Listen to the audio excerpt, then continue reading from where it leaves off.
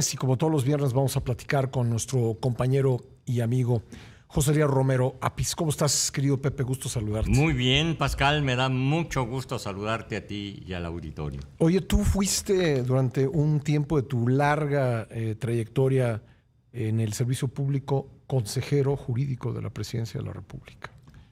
Sí, en dos modalidades. Una, en un sexenio, desempeñándome en la entonces Procuraduría General de la República, que por mandato constitucional era la consejería jurídica del presidente. Después ya se formó la consejería y llegué a estar como consejero jurídico del presidente en el siguiente sexenio. ¿Fuiste el primero en esa nueva etapa, en esa segunda etapa? No. Entré ya a mediados ya constituida mientras estaba yo en PGR. Evidentemente, lo sabes tú y seguro lo sabe nuestra audiencia, que te lo estoy preguntando porque pues, en esta semana ha estado en el centro de la información pues, la persona que ocupa hoy la Consejería Jurídica de la Presidencia de la República. Exactamente. Sí. Y esto es muy desconcertante, si tú me permites. Perdón, pero te interrumpí. No, adelante, era nada más un contexto. Muy desconcertante por lo siguiente, y me hizo recordar aquella famosa frase de Marshall McLuhan, el filósofo canadiense, de que el medio es el mensaje. Para comenzar, da la impresión de que esto es desconcertante porque parece sin mucho sentido. Esta idea de las censuras que han llamado, de las listas, etcétera, y de que pudiera ser cuestiones de tipo dictatorial, parece lo contrario a lo que hacen las dictaduras inteligentes, que es dejar y estimular que todos hablen libremente para poder descubrir, para saber quién es quién. Sí. Es como sucede, y está ahorita muy reciente y muy de moda en estas semanas, lo de las visas. Es decir, pareciera un aviso de cortesía del país vecino. Mejor no vengas. No vengas. Sí. Porque si quieres hacerle un daño, que tenga su visa y cuando aterrices, vas a ver. Claro. Entonces, es un aviso de ya no vengas. Ha habido lo que llaman que en 24 horas el gobierno reculó de esta primera acercamiento a las listas. Hay un problema, yo diría, de tipo estratégico, uno táctico y uno metodológico. ¿Ibas a decir algo? No. Vamos a este análisis que estás haciendo. Sí. ¿Cuáles serían esos tres puntos? El estratégico, yo me pregunto, ¿por qué se hizo? ¿Es para asustar a los quienes se dirige? Pues he visto en 24 horas lo contrario. He visto que se han engallado, que se han enojado. He visto gente que está molesta por no estar en esa lista. Exactamente, sí. Porque eso les da publicidad. Sí. Dicen que esto, de alguna manera, los llaman adversarios a los críticos, y a los que yo conozco de esas listas son críticos, pero críticos permanentes. Pueden criticar a la actual presidenta, pero han criticado a López Obrador, y a Peña Nieto, y a Felipe Calderón. Es decir, no son críticos de una corriente o de una persona, sino es su trabajo. Y en mucho el trabajo del periodismo es la crítica. El relatar las hazañas, etcétera, es profesión del historiador, no del periodista. Ahora, ¿te molestas como gobernante por lo que dicen? ¿Te molestas con los disentes? A mí me parecería también muy preocupante los silentes, que no digan nada de ti. ¿Qué han dicho fulano de tal sobre mí, presidente o presidenta? Nada, señor. Nunca ha hablado. A la actual presidenta a mí me preocuparía, si yo fuera ella, que hay algunos comentaristas, algunos analistas incluso muy especializadas en estudiar y en publicar cosas de presidentes, que en 8 años jamás se han referido ni a la jefa de gobierno ni a la jefa nacional, que no han gastado de su pluma las 9 palabras de su nombre para decir algo ni bueno ni malo. A mí me preocuparía más ese silente que todos los disentes. Desde el punto de vista táctico, y vuelvo a McLuhan, ¿quién es el medio? Para saber quién es el mensaje. ¿Quién es la licenciada alcalde? Tengo opiniones buenas de ella, pero ¿quién es en el escenario político? ¿Y por quién está hablando? ¿Es la consejera jurídica de la actual presidenta o es la secretaria de Gobernación de López Obrador? ¿O es la dirigente de Morena? ¿Quién habla? Algunos, no sé si en plan serio o no tan serio, dicen que no ha sido ni una ni otra, porque el secretario de Gobernación de López Obrador siempre fue López Obrador, y se dice que el consejero o la consejera jurídica de la presidenta Sheinbaum era y sigue siendo Ernestina Godoy, que es su Pepe Grillo jurídico, que lo fue durante su mandato capitalino y que lo sigue siendo. Si ahorita está en la fiscalía, es por deseo, por propuesta y por órdenes de la propia presidenta, pero que no se ha deshecho de ella como consejera jurídica. ¿Te asusta? El medio es el mensaje. ¿Te asusta la consejera alcalde? Habría otros voceros que asustarían más, si de asustar se trata. La propia fiscal de la República pudiera asustar más. O alguien de menor grado, pero de mayor sentido, que la lista la dijera el director de prisiones.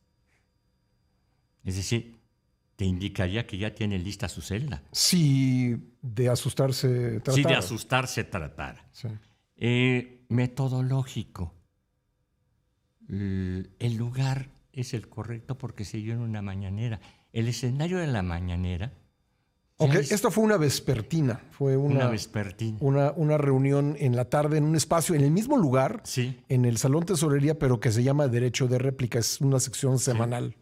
Bueno, pareciera que no tiene para asustar. Normalmente los funcionarios te reciben de manera imperial, en un salón donde te sientas apabullado, donde pases 12, 15 minutos de antesala a solas, para que te asuste tu propio cerebro.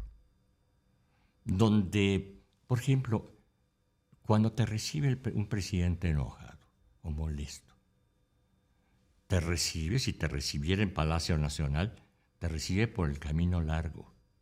No te recibe un carenero, te recibe un oficial de buen grado, de bonito uniforme, elegante, te sube por la escalera central, para que veas lo majestuoso, pero que es una escalera muy incómoda, que llegues cansado al corredor del patio central, que pases al patio galería y que te sienten, repito, unos 15 minutos en un salón imponente. Que te reciba el presidente, no que te ofrezca un café porque vas a decir que no, sino que diga tráiganme un café a Pascal, y cuando lo tenga enfrente se te quede viendo unos segundos en silencio. Te clave su mirada, una mirada presidencial fuerte, es muy dura, Pascal, y te diga comenzando, ay, Pascal, y otros 10 segundos de silencio. Eso se asusta, Pascal, eso se asusta. No una mañanera con un vocero o una vespertina con un vocero. Eso sí. ¿Qué nos ha pasado, Pascal? ¿A dónde hemos llegado? Prueba tu café. Ese presidente se asusta. Y quienes lo hemos vivido. ¿Tú crees que tuvo esa intención de asustar? De asustar? No creo. Entonces, ¿cuál? Por eso te digo, es muy desconcertante. Digo, tú estuviste en esa silla, sí, fuiste consejero político. nunca hiciste nada así, como hacer una lista de... No. A veces nuestros servicios de comunicación ¿Saliste social, a medios como consejero jurídico alguna vez o era un trabajo absolutamente privado? como consejero jurídico, jamás. Jamás. Jamás. El consejero jurídico no habla. El consejero jurídico es un confidente de un solo cliente. Y Podríamos decir, es el abogado del presidente. Es el abogado del presidente. Sí. Y lleva muchos secretos. Es el que le dice lo que se puede, lo que no se puede, pero ya le queda en su corazón y en su cerebro lo que quería hacer el presidente. Entonces, ¿por qué mandar a la consejera jurídica a transmitir este mensaje? No sé si la mandó. ¿Tú crees que haya salido por su propia cuenta? Pues parece que la rectificación así lo dice. Y creo que hay muchos que se manejan por su propia cuenta. Es decir, no... y sobre todo con el micrófono. Pero el primer deber de un consejero jurídico es no hablar de sus asuntos. El primer deber de cualquier abogado. Tenemos hasta el beneficio del silencio. La protección legal del silencio. Ahora, yo tampoco sé si la mandaron a decir esto. Lo que sí sé es que ese espacio sí se creó exprofeso para que ella lo apareciera en él, lo usara. Es probable que hasta ahí sea la indicación y que pues esta lista pues sí sea producto de un trabajo personal, pero no lo sé. Como muchas cosas que suceden en estos tiempos, veo que la experiencia política no me ha servido de nada. Y veo que a muchos políticos ya corridos tampoco les ha servido de nada lo que hemos vivido. Es decir, no aprendemos y no entendemos. ¿Y qué consecuencia puede tener esto? Esta difusión, la difusión de estas listas. Yo creo que nada más distraer. Vamos a estar, como estamos tú y yo ahorita, algunos días viéndolos, algunos días algunos festinando. Como lo del paso de Cortés. Lo del paso de Cortés, ¿verdad? Que no hay que tenerle tanto miedo a Hernán Cortés. No era Quetzalcóatl realmente que había regresado. El Salvador de Madariaga era un mentiroso que asustaba a algunos. Creo que se asustó Moctezuma. Pero no hay que ser tan ingenuo como Moctezuma. Pero a ver, un distractor para no hablar de qué, en tu opinión. Bueno, de lo que tenemos en quiebra. ¿Qué quieres ver? Dímelo por lista. ¿Quieres verlo por instituciones? ¿Quieres hablar de Pemex? ¿Quieres hablar del Seguro Social? ¿Quieres hablar de la Suprema Corte? ¿Quieres hablar de la relación con los Estados Unidos? ¿Quieres hablar de qué? ¿Quieres hablar de las elecciones que vienen? Mejor hablar de esto. Mejor hablar de los discentes, aunque calles sobre los silentes. Ahora, eso implica una estrategia, ¿no? Implica que alguien diseñó el paso de Cortés y la lista de los, como tú dices, de los discentes, para que no se hable de otras cosas. ¿Tú lo ves así? Creo que puede ser por ahí. Creo que puede ser por ahí porque son temas comprables. Muy comprables, dan, y evitan ver las derrotas. Porque son muchas batallas las que se están perdiendo. Son muchas batallas las que se están perdiendo. Ni Maximiliano perdió tantas.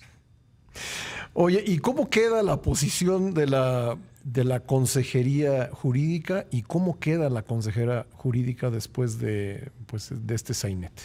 Pues yo creo que también toma fama, ¿no? Así como los mencionados que les ayuda. Sí. Y como los omitidos que pues hasta se molestan. Creo que le ayuda porque muy pocos tienen algo que decir de la consejera desde que está en ese cargo. Creo que esto es lo más notable que ha declarado.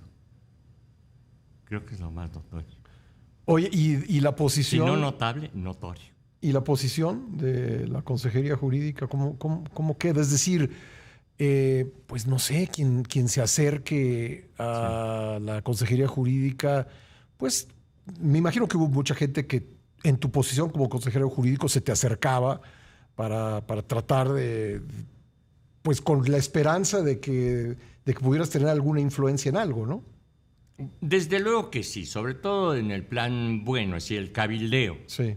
El cabildeo, cuando estábamos con alguna reforma, con alguna cuestión, no en un plan malsano de algún negocio. Sino me refería a lo primero. El cabildeo, ¿no? De darte razones, de darte expresiones, incluso hasta de buena fe, las de tipo jurídico, y muchas veces nos ayudaron, porque cosas nos ayudaron a que nuestras leyes fueran mejores, fueran más precisas, fueran más exactas. Sí, eso hay que atenderlo, claro que sí. En ese sentido, cuando ven a la consejera jurídica, pues haciendo esta lista, ¿cómo queda la posición de la consejería jurídica? Pues no es un trabajo propio de ella, entonces no se entiende, repito, para qué fue mandada y si cumplió con su mandato, o si fue un mandado hecho por ella misma y una ocurrencia. José Leo Romero Apis, gracias por venir. Muchas gracias a ti y muy buen fin de semana. Igualmente, para todos. Todos los viernes.